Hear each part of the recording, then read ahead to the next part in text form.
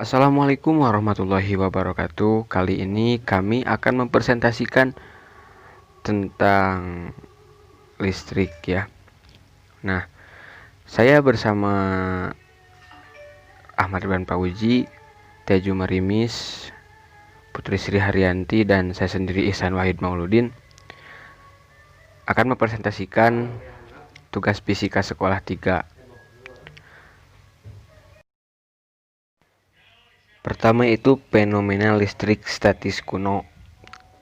Sekitar tahun 2750 sebelum Masehi, di Mesir mencatat bahwa masyarakat Mesir pada saat itu menyebut ikan listrik sebagai Thunder of Nile dan digambarkan sebagai pelindung bagi semua ikan. Tahun berlalu, para peneliti dahulu juga mencatat seperti Pliny the Elder dan Scribonius Largus yang menyatakan bahwa ada efek kejut ketika menyentuh ikan listrik yang disebabkan listrik itu tersendiri. Yang kedua dari Yunani kuno, tahun 600 sebelum Masehi. Pada tahun itu, seorang peneliti yaitu Thales bereksperimen menggosokkan batu ember dengan bulu kucing. Setelah digosokkan, batu ember tersebut mampu menarik benda ringan di sekitarnya. Dalam bahasa kita, batu ember adalah elektron, sedangkan batu ember tersebut adalah jenis resin pohon. Nah, yang ketiga dari Al-Quran.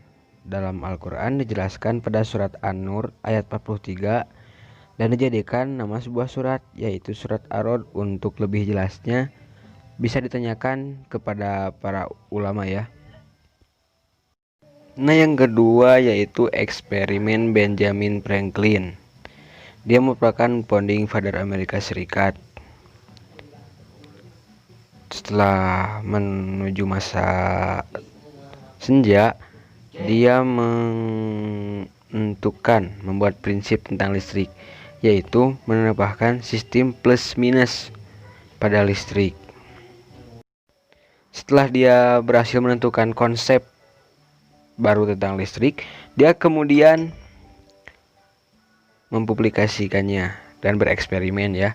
Tentunya dia menggunakan sebuah layangan yang diterbangkan pada saat badai. Nah, ketika layangan diterbangkan, dia mengumpulkan daya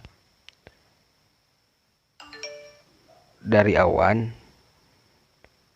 lalu dia menggunakan kunci di bawahnya saat dia menerbangkannya.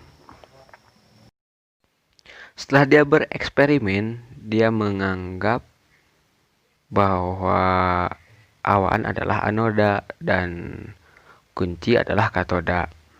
Nah, setelah itu dia mencatat bahwa ada bahaya ketika melakukan percobaan tersebut. Nah, dia menawarkan alternatif dengan konsep listrik ground.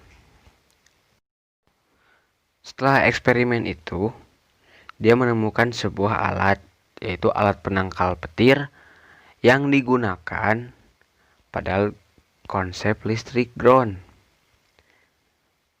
Cara kerjanya yaitu ketika hujan atau ada awan badai, nah kan di atas awan itu sebagai anoda dan alat penangkal petir sebagai katoda. Nah, alat penangkal petir tersebut disimpan di atap rumah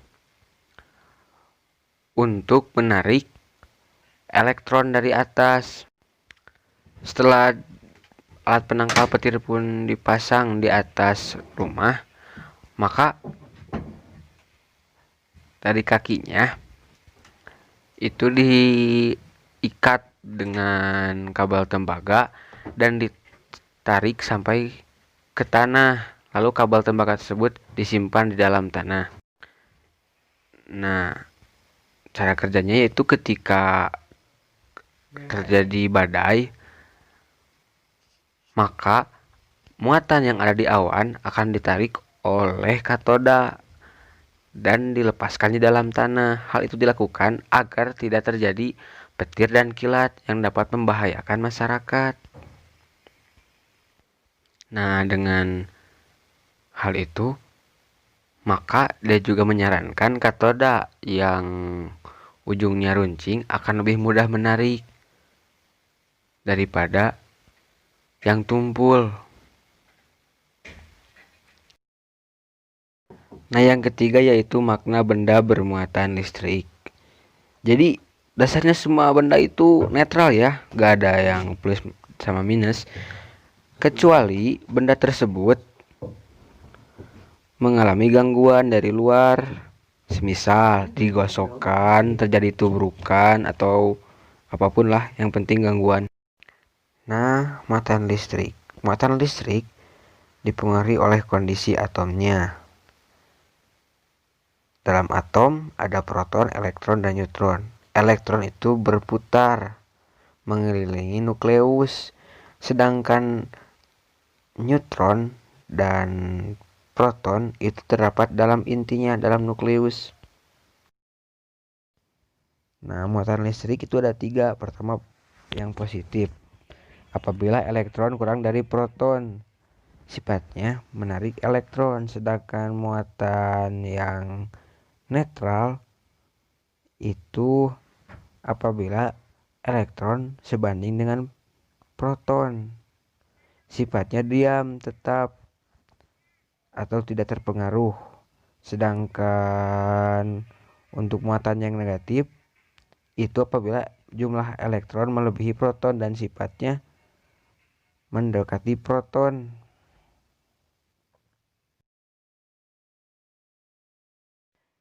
Nah, yang keempat adalah deret tribolistrik. Ini adalah hierarki elektrisitas sentuh sebuah benda. Contohnya seperti ketika kita gosokkan logam dengan damar, maka dari batu amber sampai bulu kelinci akan tertarik oleh logam. Itu adalah salah satu contohnya. Nah, yang kelima dari saya yaitu interaksi antar muatan listrik. Pertama, pada muatan yang sama. Nah, pada muatan yang sama itu akan saling tolak menolak, mau elektron maupun proton. Ketika proton dan proton bertemu, karena sifat proton itu menarik elektron dan keduanya mempunyai sifat yang sama, maka itu akan saling tolak menolak. Begitu juga dengan elektron. Nah, untuk muatan yang berbeda, maka itu akan saling tarik menarik. Karena sifat proton yang menarik elektron dan sifat elektron yang mendekati proton, maka keduanya akan tarik menarik. Saya Putri akan melanjutkan materi selanjutnya, yaitu tentang hukum Coulomb. Hukum Coulomb adalah aturan yang menjelaskan tentang hubungan antara gaya listrik dan besar masing-masing muatan listrik, di mana hukum ini menjelaskan tentang hubungan antara gaya listrik yang timbul antara dua titik muatan yang terpisahkan pada jarak tertentu dengan nilai muatan dan jarak pisah keduanya. Nah, di sini kita bisa lihat antara dua titik muatan. Jadi titik muatan ini ada titik muatan positif dan ada titik muatan negatif. Di mana ketika titik muatan positif dengan positif, maka akan saling tolak menolak. Begitu juga ketika muatan positif dan negatif, maka akan tarik menarik. Besar tolak menolak dan gaya tarik menarik ini berbanding lurus dengan besar setiap muatan dan berbanding terbalik dengan kuadrat jarak di antara muatan tersebut. Pernyataan ini dikenal sebagai hukum Coulomb ya. Secara matematis, seperti pada gambar, yaitu F sama dengan K, Q1, Q2 per R kuadrat, di mana F sama dengan gaya Coulomb dengan satuan Newton dan K yaitu konstanta kesembandingan dengan satuan Newton m² per kolom kuadrat, dan Q yaitu muatan listrik dengan satuan kolom, dan R² yaitu satuan antara jarak kepada dua muatan yang tadi dengan satuan meter. Nah, konstanta ini berhubungan dengan permitivitas listrik. Permitivitas listrik yang epsilon 0 dan memenuhi hubungan K sama dengan 1/4 V epsilon 0, di mana hasilnya epsilon 0 itu yaitu 8,85 kali 10 pangkat min 12 kolom kuadrat per Newton meter kuadrat. Makanya sehingga si K ini adalah 9 kali 10 pangkat 9 Newton meter kuadrat per kolom kuadrat. Nah, saat menghitung dengan persamaannya di sini, arah gaya akan bergantung muatan tersebut. Jadi abaikan tanda muatan dan hitung hanya dengan nilai tersebut. Lanjut dengan medan listrik. Nah, medan listrik yaitu sebuah medan vektor yang berasal dari gaya listrik oleh muatan tertentu. Medan listrik juga sebagai suatu daerah atau ruang di sekitar muatan listrik yang masih dipengaruhi oleh gaya listrik. Nah, di sini ada garis medan listrik, di mana garis medan listrik ini adalah medan listrik digambarkan dengan garis gaya listrik yang arahnya keluar atau menjauh muatan positif dan masuk mendekati muatan negatif besarnya. Jadi di sini kalau muatan positif ini berarti arahnya menjauh dari muatan sumber. Ketika muatan negatif arahnya mendekat dari muatan sumber. Nah, ini garis-garis ya medan listrik. Nah, selanjut kepada kuat medan listrik. Kuat medan listrik yang dialami suatu muatan adalah besar gaya listrik yang dialami muatan tersebut dibagi muatan itu sendiri. Nah, kuat medan listrik ini secara matematis yaitu E sama dengan F per Q0, di mana E yaitu kuat medan listrik, satuannya Newton per kolom, dan F sama dengan gaya muatan, satuannya Newton, dan Q0 sama dengan besar muatan sama dengan kolom.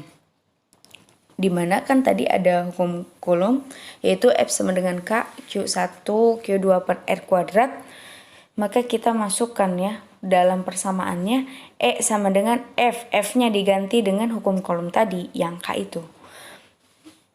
Jadi E sama dengan K per Q0 per R2 per Q0. Karena Q0 nya ada 2 bisa dicoret. Nah, E sama dengan K per Q per R kuadrat. Lanjut yaitu tentang energi potensial listrik. Nah, energi potensial listrik yaitu energi yang dimiliki benda bermuatan listrik karena faktor kedudukan posisi benda tersebut pada medan listrik. Nah, secara matematis energi potensial listrik yaitu EP, energi potensial sama dengan plus minus. Jadi bisa plus bisa minus tergantung dengan muatan itu sendiri. Dikali K Q1 Q2 per R12, di mana EP sama dengan energi potensial, satuannya Joule, dan Q energi potensial listrik ya tentunya. Dan Q yaitu muatan sumber, satuannya Coulomb, dan R sama dengan jarak pisah. Satuannya meter. Lanjut dengan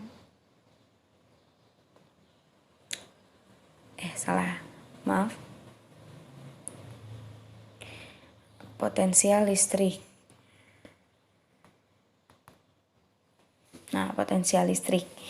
Di mana potensial listrik ini dapat didefinisikan sebagai usaha yang diperlukan untuk memindahkan muatan positif sebesar 1 satuan dari tempat tak terhingga ke satuan titik tertentu.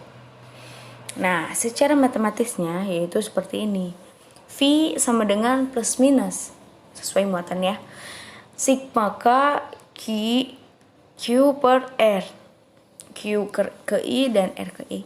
Di mana V sama dengan potensial listrik dengan satuannya volt dan Q adalah muatan sumber. Jadi Q itu beda-beda ya. Ada yang kalau di sini Q itu muatan sumber. Dan R sama dengan jarak titik ke muatan dengan satuannya meter, dan K itu sama aja. K yaitu 9 kali 10 pangkat 9 Newton meter kuadrat dan per kolom kuadrat. Oke, sekian. Terima kasih.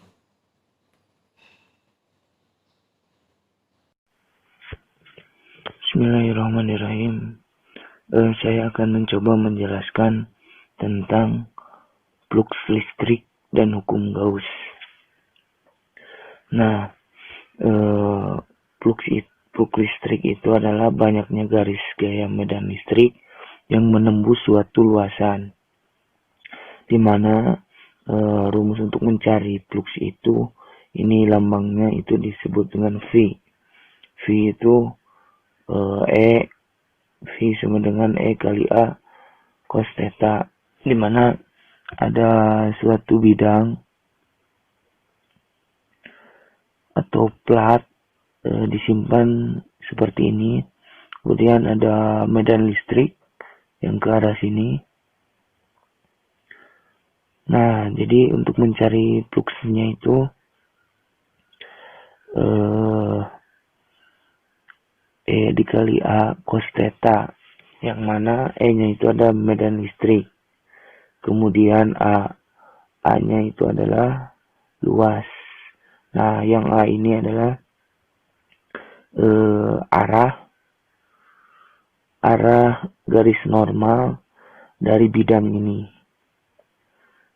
Nah, kalau theta itu adalah sudut antara garis normal pada bidang ini atau plat ini dengan medan listrik.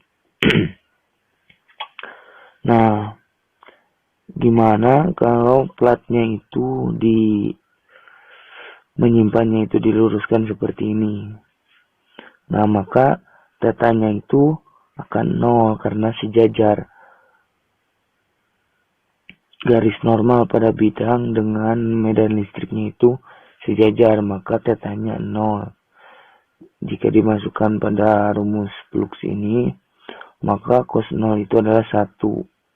Jadi fluxnya itu E dikali A. Nah, ini adalah keadaan maksimal pada flux. Kemudian jika plat atau bidangnya itu di seperti ini disimpannya, kemudian garis normalnya itu ke atas. Nah, garis normal dengan medan listrik dalam keadaan 90 derajat, maka ketika dimasukkan ke rumus flux ini, maka cos 90 itu adalah 0. Jadi flux magnetnya itu 0. Nah, dalam posisi ini adalah kondisi flux yang minimum karena tetanya itu 90 yang bernilai cos 90 itu adalah 0. Nah, kemudian kita membahas hukum Gauss. Hukum Gauss itu adalah hukum mengenai flux listrik yang melewati suatu permukaan tertutup. Nah, misalnya medan listrik itu muatan, kemudian ada suatu titik, mencari medan listrik pada titik ini. Nah, rumusnya itu medan listrik K kali Q per R kuadrat, di mana R-nya itu adalah jarak antara muatan ke titik ini. Nah, itu untuk mencari medan listrik. Nah, untuk hukum Gauss itu ada suatu muatan positif, misalnya melewati suatu permukaan tertutup. Nah, itu semakin umum lagi, semakin luas lagi dalam hukum Gauss. Tidak hanya menentukan medan listrik dari ke suatu titik ini ya. Nah, misalkan ada suatu benda, dan di sini ada muatan listrik, muatan positif. Muatan positif ini akan menghasilkan medan listrik. Sekarang arahnya keluar positif itu. Keluar, kemudian melewati ini, kemudian keluar lagi.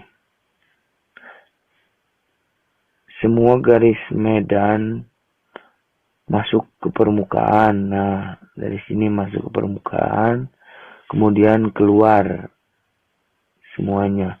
Sini masuk 2, kemudian keluar 2. Maka fluxnya itu sama dengan 0. Yang masuk 2, yang keluar 2, jadi 0. Nah, dimana kalau muatan positifnya itu di dalam suatu benda. Nah, muatan positifnya itu arah daripada medan listriknya keluar. Dimana fluxnya itu tidak akan 0. Yang keluar 1, 2, 3, 4, 5, 6. Misalnya. Nah, yang ke dalam kan tidak ada. Kalau ini masuk dan keluar, maka hasilnya akan 0. Kalau muatan positif itu dari dalam keluar. Nah, maka tidak akan 0 nilai fluxnya itu. Nah, jadi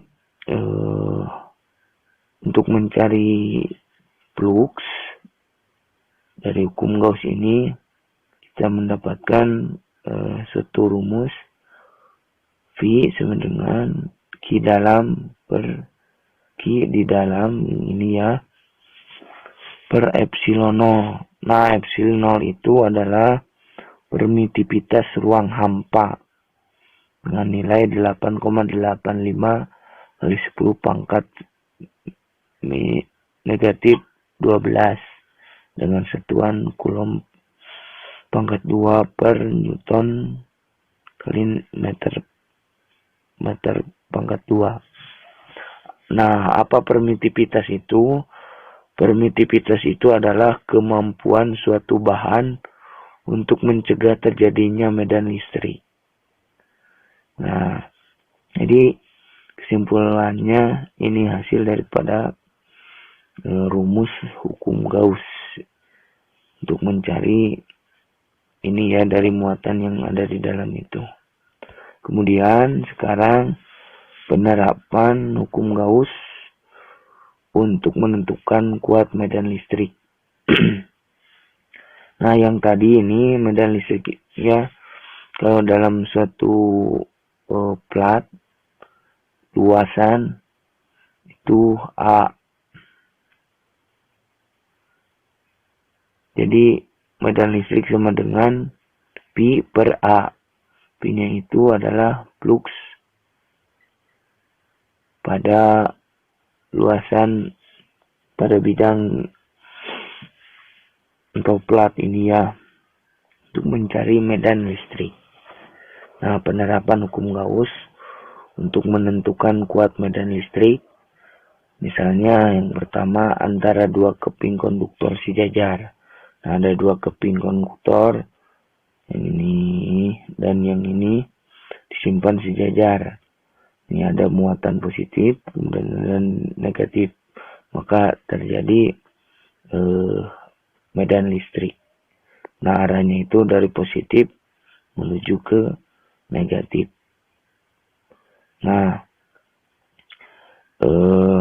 rapat muatan atau banyak muatan tiap satuan luas. Nah, ini satuan luas, banyaknya muatan dalam ini itu dicari dengan rumus ini, rapatan muatan, yang disebut dengan sigma. Nah, untuk mencari sigmanya itu muatan dibagi besar atau luas, maksudnya luas kepingan ini ya. Jadi Q per A. Ingat yang tadi ini mencari medan listrik, kemudian ini untuk Pi ya. Jadi itu bisa digantikan E sama dengan Pi per A, kemudian Pi sama dengan Q per epsilon 0. Nah, yang E-nya itu, yang Pi itu bisa dimasukkan yang ini. Jadi Q per epsilon 0 kali A. Yang ini ya. Nah, untuk kepingan konduktor ini, dan ini untuk mencari rapatan muatannya. Nah, yang rapatan muatan ini Q per A. Yang ini Q per A. Itu jadi bisa dimasukkan, disubstitusikan. Jadi muatan medan listrik, untuk mencari medan listrik pada antara dua kepingan ini itu menggunakan rumus E sama dengan sigma per epsilon 0. Misalkan ada dua keping konduktor identik disusun secara dengan sejajar dengan luas 20 cm misalnya ya, diberi muatan sama besar, berlawanan jenis, yang satu positif, yang satunya negatif, yaitu sebesar 6 mikrocoulomb. Nah, di mana epsilon-nya 1/36 pi kali 10 pangkat 9 Newton meter persegi. Nah, misalkan ditentukan rapat muatan pada masing-masing keping, kemudian kuat medan listrik antara kedua keping, kemudian gaya yang dialami oleh muatan 2 mikrocoulomb yang diletak di antara dua keping. Nah, untuk mencari rapatan muatan yang ini ya, Q per A. Nah, ini muatannya 6 mikrocoulomb. Nah, mikro itu 10 pangkat min 6. Nah, dibagi A, luas permukaannya ini, satuannya itu harus meter, maka 20 cm ini ke meterkan ya. Jadi hasilnya 3 kali 10 pangkat negatif 3 coulomb per meter persegi. Kemudian untuk mencari kuat medan listrik antara kedua kepingan, yang tadi E sama dengan yang ini yang di bawah ya, E sama dengan sigma per epsilon 0, di mana sigmanya telah kita dapatkan 3 kali 10 pangkat negatif 3, kemudian dibagi dengan epsilon 0-nya yang telah ditentukan dalam soal ini misalnya ya. Untuk penerapannya tinggal masukkan ini 1/36 pi kali 10 pangkat 9 pangkat 9. Nah, jadi hasilnya 108 pi kali 10 pangkat 6 atau 1,08 pi kali 10 pangkat 8 Newton per coulomb. Kemudian untuk gaya yang dialami oleh muatan, misalkan 2 mikrocoulomb yang diletakkan di antara di sini ya, di antara dua kepingan ada sebuah muatan. Nah, untuk mencari gaya yang dialami muatannya itu dengan menggunakan F Q kali E, di mana F itu gaya dikalikan dengan untuk mencari gaya itu muatan dikalikan dengan medan listrik. Kan misalnya yang ini 2 mikrocoulomb disimpan di antara kepingan ini, maka itu akan terpengaruhi atau dipengaruhi dengan medan listrik yang dari kepingan positif itu menuju ke negatif. Nah, untuk mencari gaya yang dirasakan oleh muatan yang disimpan antara dua kepingan ini, maka muatannya itu dikalikan dengan medan listrik. Maka 2Q 10 pangkat negatif 6 dikalikan dengan muatan medan listrik ya ini ya yang telah kita dapatkan. Maka hasilnya 216 mikronewton. Nah, ini merupakan salah satu penerapan dari hukum Gauss ya. Kemudian selanjutnya penerapan hukum Gauss untuk menentukan kuat medan listrik pada bola konduktor berongga bermuatan. Nah, misalkan yang dalam keadaan yang pertama itu dalam bola, dimana ini ya misalnya ada muatan pada bola konduktor berongga, kemudian bidang Gaussnya itu disimpan di dalam bolanya. Nah, yang titik-titik merah itu ya. Maka untuk mencari luas daripada A-nya itu 4pi kali R kuadrat. Kenapa R kecil? Karena titik-titik ini jari-jarinya itu lebih kecil daripada bola konduktor ini ya. Nah, maka untuk mencari luasnya itu 4pi R kuadrat. Kemudian dari gambar terlihat di dalam bidang Gauss itu tidak ada muatan listrik. Nah, di dalam titik-titik yang merah ini tidak ada muatan listrik. Maka muatan listriknya itu pada bidang Gauss itu bernilai 0. Maka V-nya itu sama dengan 0. Sehingga medan listriknya itu bernilai 0. Kemudian kondisi kedua di kulit bola. Nah, bidang Gauss di kulit bola yang ini titik-titik merah ini sebenarnya ukurannya sama ya. Cuman ini agak keluar sedikit supaya kelihatan ya. Maka R-nya itu sama panjangnya antara bola konduktor dengan bidang Gauss yang merah ini ya, yang tandaan merah ini. Maka untuk mencari luasnya itu 4pi R kuadrat. Karena R bidang Gauss dengan bola konduktornya itu sama. Maka dari gambar terlihat seluruh muatan pada bola konduktor ini sama ya, sejajar dengan bidang Gauss yang disimpan di kulit bola ini. Maka P-nya itu muatan yang ini ya, muatan per Q per epsilon 0. Sehingga yang tadi P-nya itu yang ini P dimasukkan Q per epsilon 0. Maka yang A-nya itu ini dimasukkan 4pi R kuadrat dikalikan epsilon 0 ya.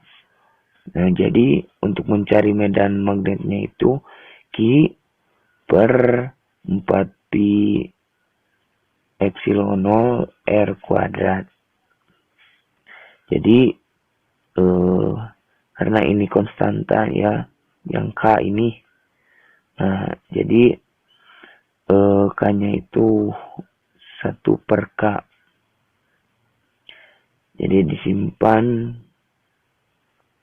K-nya itu sama dengan 1 per 4 pi epsilon 0. Jadi medan listrik K kali Q per R kuadrat. Nah, untuk mencari medan listrik pada bola konduktor yang berongga ini dan bidang Gaussnya itu disimpan di kulit bola, maka untuk mencarinya E sama dengan K dikali Q per R kuadrat. Kemudian kondisi yang ketiga itu bidang Gaussnya disimpan di luar bola konduktor berongga ini. Maka dari gambar terlihat seluruh muatan Q dalam bidang Gauss. Jadi muatannya itu semuanya berada di dalam bidang Gauss.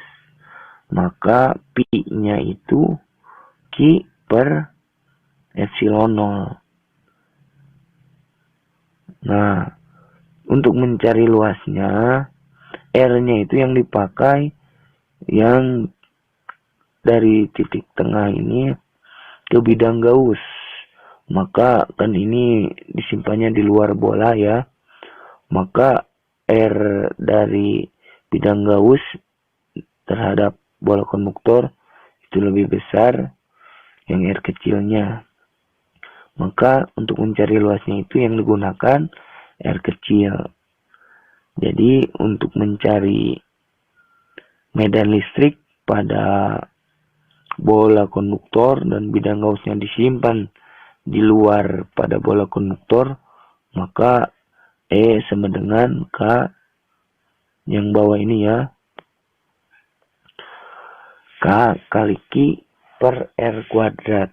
Nah, jadi yang membedakan di antara tiga ini adalah untuk menentukan luasnya, yaitu dipengaruhi dengan besarnya ini, jari-jarinya. Nah, ini penerapan hukum Gauss pada bola konduktor dalam kondisi di dalam bola, kemudian di kulit bola, dan di luar bola. Kemudian selanjutnya akan membahas tentang kapasitor. Nah, dari fungsi kapasitor itu untuk menyimpan energi listrik. Nah, jadi kapasitor itu fungsinya untuk menyimpan energi listrik. Nah, ini merupakan suatu kapasitor. Nah, ini misalkan baterai. Nah, dalam bentuk nyata, misalkan kapasitor sebesar ini dan baterai sebesar ini. Nah, kelebihan kapasitor itu bisa menyimpan energi listrik. Nah, kalau dibandingkan dengan baterai, itu juga sama bisa menyimpan energi listrik. Namun yang membedakannya itu, kalau dalam bentuk nyatanya sama seperti ini besarnya misalnya, tapi untuk penyimpanan energi listriknya lebih besar baterai. Tapi kelebihan daripada kapasitor itu bisa langsung atau lebih cepat menyalurkan energi listriknya dari penyimpanan kapasitor ini. Nah, dalam kapasitor itu ada beberapa macam, ada yang elko dan juga non-polar. Nah, ini merupakan contoh-contoh bentuk kapasitor yang termasuk dalam elko. Nah, kalau ini yang termasuk dalam non-polar. Nah, yang non-polar itu sifatnya ini bisa dibulak-balik ya, memakainya itu. Jadi tidak ditentukan yang ini positif atau negatif. Jadi bisa dibalik-balik. Nah, kalau elko atau elektrolitik itu ditentukan yang ini positif, yang ini negatifnya. Nah, untuk simbol daripada kapasitor ini ada garis lurus Kalau ini ada melengkung, ini menandakan negatif ya. Yang ini positif. Nah, ini merupakan simbol daripada kapasitor elko. Nah, kalau non polar ini tidak ada tanda positif atau garis melengkung atau ini garis tebal, tapi cukup garisnya seperti ini. Nah, ini simbol dari kapasitor non polar. Nah, misalkan ada suatu baterai atau sumber listrik dihubungkan dengan kapasitor. Nah, ini ada garis bengkok ya. Nah, ini berarti menunjukkan ini kapasitor elko. Kemudian ini misalnya LED ya, dihubungkan. Nah, ketika dihubungkan dengan sumber listrik, misalkan baterai, maka muatannya itu akan mengalir. Nah, sebagian akan masuk dan tersimpan di kapasitor, kemudian sebagian akan ke LED ini. Nah, jika sumber listriknya diputuskan, maka sebenarnya ini diputuskan ya, sumber muatan listrik, energi listriknya, maka yang LED ini masih bisa hidup sesaat dari energi yang disimpan di kapasitor. Nah, ketika ini diputuskan, maka energi yang tersimpan di kapasitor itu akan ke LED ini sampai energi yang disimpan di kapasitornya itu habis. Nah, sekarang tentang pengisian dan pengosongan kapasitor. Sekarang ada satu rangkaian, ada sumber listrik atau baterai, kemudian ini kapasitor ya, kemudian ini LED. Dimana cara pengisiannya itu, misalkan ini saklar dihubungkan ke sumber listrik. Nah, dari baterai ini akan mengalir. Nah, mengalir ke LED, mengalir ke kapasitor. Nah, ini 5,5 volt. Nah, dari baterai ini mengalir ke kapasitor, kemudian ke LED ya. Nah, ini misalnya dalam kondisi tegangan baterai dikurangi tegangan kapasitor. Nah, ini dalam kondisi pengisian, dalam proses pengisian kapasitor. Nah, misalnya dalam keadaan sebentar ya, ketika di saklarnya disambungkan dengan baterai dan kondisi untuk pengisian kapasitor.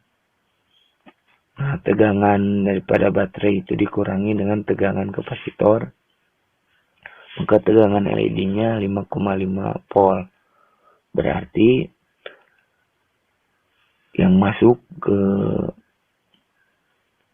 kapasitor itu 0,5 volt. Jadi baru sedikit ya yang masuknya.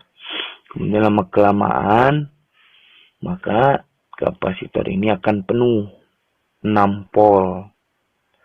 Nah, sehingga energi yang dari sini itu semuanya masuk ke sini. Maka LED ini tidak akan menyala karena semua energi masuk ke kapasitor. Nah, ini merupakan pengisian kapasitor. Kemudian untuk pengosongan, misalnya yang tadi ini ya, yang sudah penuh kapasitornya, kemudian si saklar ini dipindahkan ke bawah ini ya, disambungkan. Nah, jadi si kapasitor itu energinya itu akan masuk atau keluar dari ini, keluar kemudian masuk ke LED, sehingga LED itu akan nyala. Nah, lama kelamaan energi yang berada di dalam kapasitor ini akan habis. Nah, jadi kapasitornya menjadi kosong. Jadi pada intinya, jika saklar ini dihubungkan ke baterai, maka energi yang berada di baterai akan mengalir mengisi ke kapasitor, kemudian ke LED. Nah, ketika penuh kapasitornya itu, maka energi yang berada di baterai itu semuanya habis, pindah ke kapasitor. Maka LED tidak akan menyala karena semua energi terdapat ke kapasitor jika saklarnya itu dihubungkan ke baterai. Kemudian kalau pengosongannya, maka saklarnya itu dipindahkan ke arah bawah ini. Jadi yang berhubungannya itu cuma segini, sehingga energi yang berada di kapasitor yang tadinya penuh setelah pengisian maka akan keluar, akan dipakai. Nah, jadi si LED ini akan menyala. Nah, ketika proses terjadinya menyala ini, maka energi yang berada di kapasitor akan mulai keluar sampai habis. Nah, ketika sampai habis, maka tandanya LED-nya itu tidak akan menyala. Nah, itu merupakan proses pengisian dan pengosongan kapasitor. Mungkin dari saya dicukupkan sekian.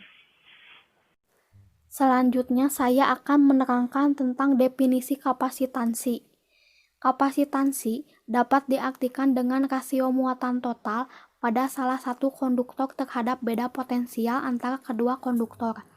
Kapasitansi juga bisa didefinisikan sebagai kemampuan dari suatu kapasitor untuk dapat menampung muatan elektron.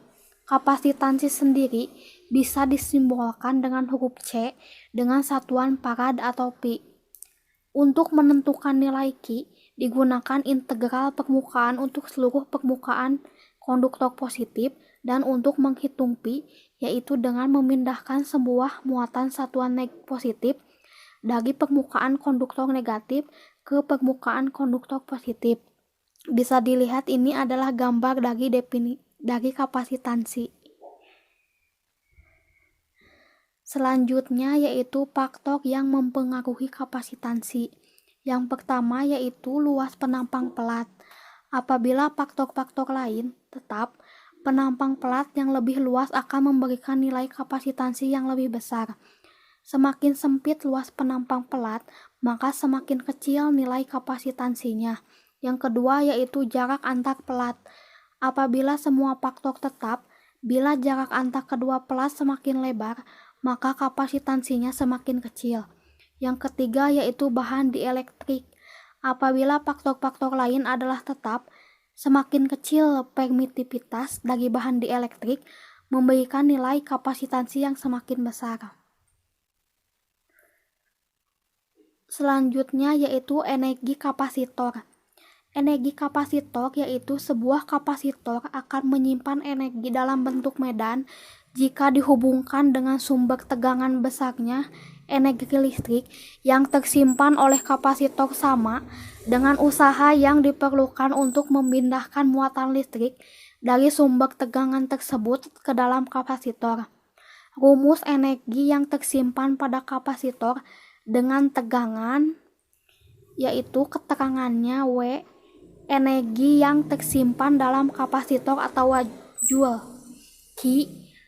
Muatan kapasitor atau kolom. P yaitu beda potensial atau volt. C. Kapasitas kapasitor atau farad. Selanjutnya yaitu karakteristik rangkaian seri kapasitor. Rangkaian seri kapasitor adalah rangkaian yang terdiri dari dua buah dan lebih kapasitor yang disusun sejajar atau berbentuk seri. Seperti halnya dengan rangkaian paralel, rangkaian seri kapasitor ini juga dapat digunakan untuk mendapat nilai kapasitansi kapasitor pengganti yang diinginkan.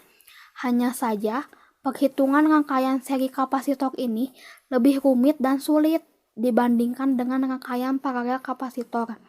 Rumus dari rangkaian paralel kapasitor kondensator adalah 1/C total sama dengan 1/C1 ditambah 1/C2 ditambah 1/C3 ditambah 1/C4 dan ditambah 1/Cn, di mana C total yaitu total nilai kapasitansi kapasitor, C1 kapasitor ke-1, C2 kapasitor ke-2, C3 kapasitor ke-3, C4 kapasitor ke-4, dan Cn yaitu kapasitor ke-n. Selanjutnya yaitu ada karakteristik rangkaian paralel. Rangkaian paralel kapasitor kondensator yaitu rangkaian yang terdiri dari dua buah atau lebih kapasitor yang disusun secara berderet atau berbentuk paralel. Dengan menggunakan rangkaian paralel kapasitor ini, kita dapat menemukan nilai kapasitansi pengganti yang diinginkan.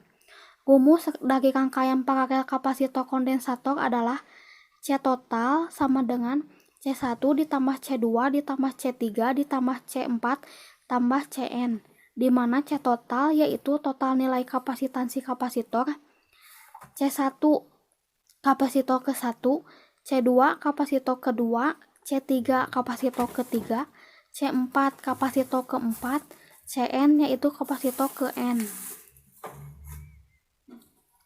Selanjutnya yaitu ada penerapan kapasitor. Contoh dari penerapan kapasitor yaitu yang pertama ada handphone. Kapasitor termasuk salah satu komponen pasif yang banyak dipergunakan dalam rangkaian elektronika. Kondensator dalam bidang elektronika disebut juga kapasitor rangkaian handphone. Handphone berfungsi sebagai pembangkit frekuensi dalam rangkaian antena. Kapasitor keramik adalah kapasitor yang isolatornya terbuat dari keramik dan berbentuk bulat tipis ataupun persegi 4. Kapasitor keramik tidak memiliki arah atau polaritas jika dapat dipasang bolak-balik dalam rangkaian elektronika. Yang kedua adalah laptop. Laptop yaitu komponen kapasitor sering digunakan pada laptop yang berfungsi sebagai perata arus pada rangkaian arus sering digunakan komponen kapasitor berupa kapasitor AMD dan kapasitor solid. Dan yang terakhir yaitu rangkaian power supply. Sebagai kopling kapasitor dan sebagai juga penghubung amplifier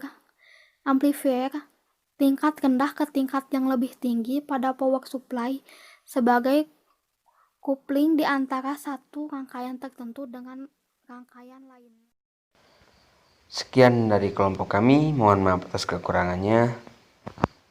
Assalamualaikum warahmatullahi wabarakatuh.